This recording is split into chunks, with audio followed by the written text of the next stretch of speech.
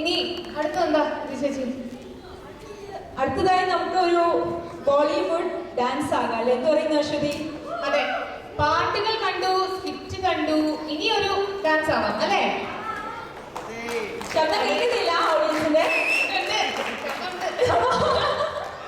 പരത്തിരിക്കുന്നോണ്ടോ തോന്നുന്നു ശബ്ദം മാത്രം കേൾക്കുന്ന പോലെ.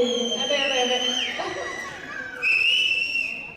ബോളിവുഡിലെ ഏറ്റവും നല്ല ഫീമെയിൽ ഡാൻസർ എന്ന് ചോദിച്ചാൽ അശ്വതി ആരുടെ പേരായിരിക്കും തിരഞ്ഞെടുക്കുന്നത്? എന്നോട് ചോദിച്ച 100% മാധുരി ദീക്ഷിത്. അതെ, എന്നെ ഏറ്റവും പ്രിയങ്കരിയായത് മാധുരി ദീക്ഷിതാണ്. ഇവിടെ ഇരിക്കുന്ന എല്ലാവരുടെയും തന്നെ പ്രിയങ്കരി മാധുരി ദീക്ഷിതാണെന്ന് അറിയാം. അതെ, 1984 ഇറങ്ങിയ ആബോദ് ആണ് മാധുരി ദീക്ഷിതിന്റെ ആദ്യ സിനിമയെങ്കിലും 88 ഇറങ്ങിയ തേസാവിലൂടെയാണ് അവർ ജനപ്രീതി നേടിയത്. അതെ, തേസാവിലെ മോഹിനി എന്ന കഥാപാത്രത്തിന്റെ മാധുരി ദീക്ഷിത് അവതരിപ്പിച്ചൊരു ഗാനമുണ്ട്.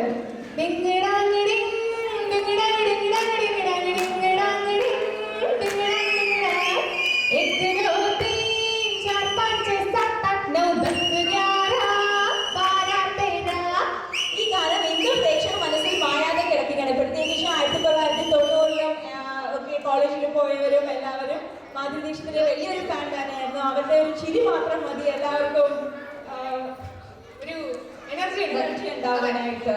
പിന്നെ അതുപോലെ തന്നെ മാധുരി ദീക്ഷിതിനെ ഓർമ്മപ്പെടുത്തുന്ന ഒരുപാട് ഗാനങ്ങളുണ്ട്. ഖൽനായകിലെ പാട്ട്, രാജയിലെ പാട്ട്, യാരാനയിലെ പാട്ട്, പിന്നെ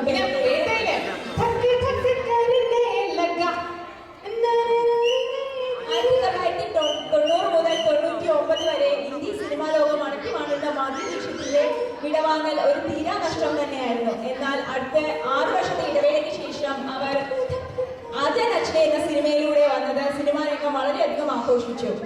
2007 പുറത്തിറങ്ങിയ മാധുരി ദീക്ഷിത് അഭിനയിച്ച ആജാ നാച്ലെ എന്ന സിനിമയിലെ സലീം സുലൈമാന്റെ സംഗീത സംവിധാനത്തിൽ സുനീതി ചൗഹാന്റെ സ്വരമാധുരിയിൽ ആജാ നാച്ലെ എന്ന് തന്നെ തുടങ്ങുന്ന ഗാനത്തിന്റെ റീമിക്സ് വേർഷൻ ഇന്ന് ഇവിടെ നിങ്ങളുടെ മുന്നിൽ അവതരിപ്പിക്കുന്നത് വിദ്യാധനുഷ് ഭവ്യ അനൂപ്. നമുക്കവരെ, അതായത് നമുക്ക് ഇന്നത്തെ ആദ്യ നൃത്തരംഗത്തെ ഒരു വലിയ കരഘോഷത്തോടു കൂടി സ്വാഗതം ചെയ്യാം. പോരട്ടെ.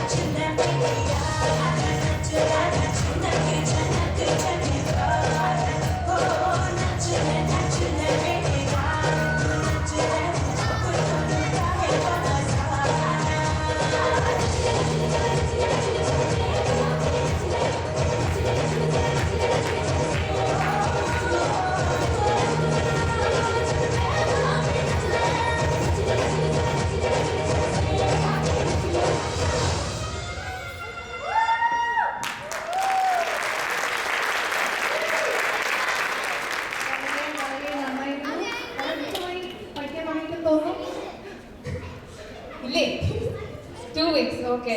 ഒരു കാര്യം രഹസ്യമായിട്ട് ചോദിക്കട്ടെ. രഹസ്യം മതിയോ? അവർക്ക് പറയണ്ട. ധനുഷേട്ടൻ സപ്പോർട്ട് ചെയ്തിട്ടുണ്ട്. ആ ഗൂഗിളിൽ ആദ്യം ധനുഷേട്ടന്റെ സൗണ്ടാണോ വന്നത്? അതിൽ നിന്ന് നിങ്ങൾക്ക് എല്ലാവർക്കും മനസ്സിലായി കാണുമെന്ന് ഞാൻ വിശ്വസിക്കുന്നു. താങ്ക്സ് വിദ്യ ചേച്ചി ആൻഡ് താങ്ക്സ് ഭവ്യ.